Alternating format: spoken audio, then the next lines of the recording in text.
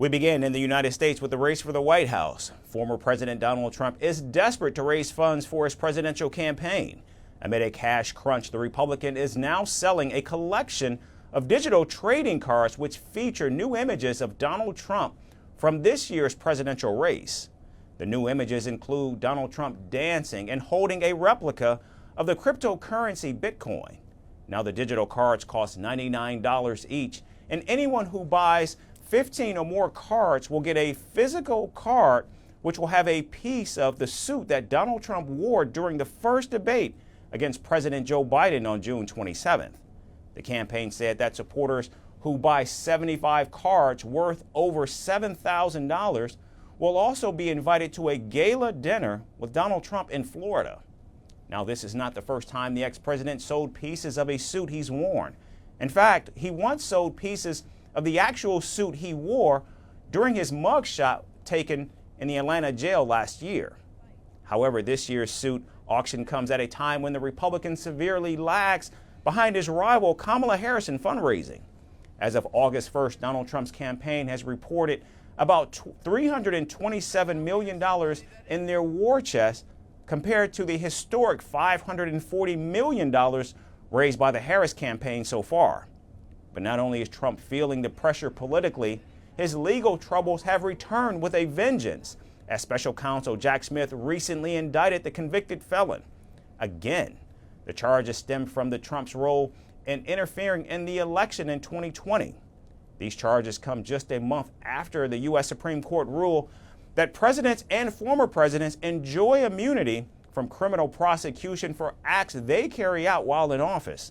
However, the superseding indictment depicts Donald Trump as a political candidate rather than a sitting U.S. president, and Mike Pence as his running mate instead of vice president.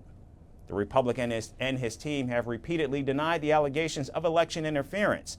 Meanwhile, the GOP nominee's running mate, J.D. Vance, has called the new charges an effort to interfere in the 2024 presidential race. I don't think that it changes anything legally. I think it's clearly an effort to try to do more election interference from Jack Smith. He should be ashamed of himself, and it's one of the reasons why we have to win, because he should not be anywhere near power. Now, despite the latest incidents, it's still unclear just how soon this case will go to trial, if ever. The Trump legal team is likely to appeal once again to a higher court, making all but certain no jury will hear this case before the November 5th election. However, if Donald Trump does in fact return to the White House in January, it's all for naught, as he will certainly order the Justice Department to drop all the federal charges against him. From impeachments to inaugurations, if it's a political story, we are on the scene. The race for the White House is heating up. Kamala, you're fired! I say, bring it on. If it's breaking news, we're live with the latest coverage. From the White House, the State Department, and Capitol Hill, we know the issues, but above all, we know the players to bring you the latest in-depth analysis on all the key stories that we're covering. I'm Eric Ham. Join me from Washington here on Firstpost America.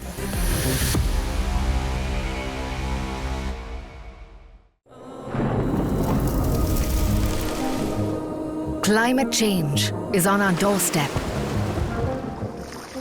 It's time for a revolution to take root. And it starts with 1.4 billion Indians. It starts with one tree. One tree for humanity. One tree for Mother Earth. One tree for our future. Project One Tree, a News 18 network initiative.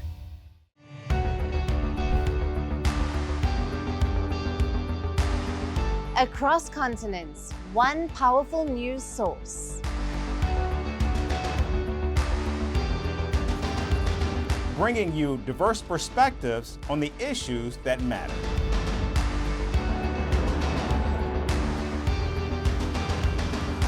We go beyond the boundaries to give you that little extra about every sporting moment.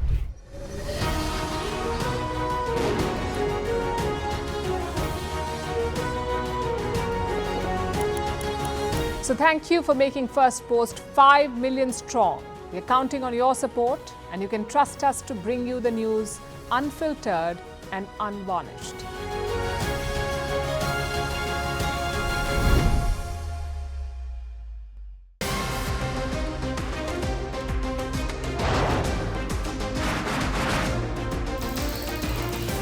On the show today, the T20 World Cup bandwagon has moved across to the West Indies. What can you expect from this? Hello, I'm Alison Green, coming to you from Durban, South Africa. Today we have a special show. Start with a report on India's shifting nuclear posture. The first time since India officially became a nuclear power. Hello and welcome to Firstpost America. I'm Eric Ham, coming to you live from the nation's capital,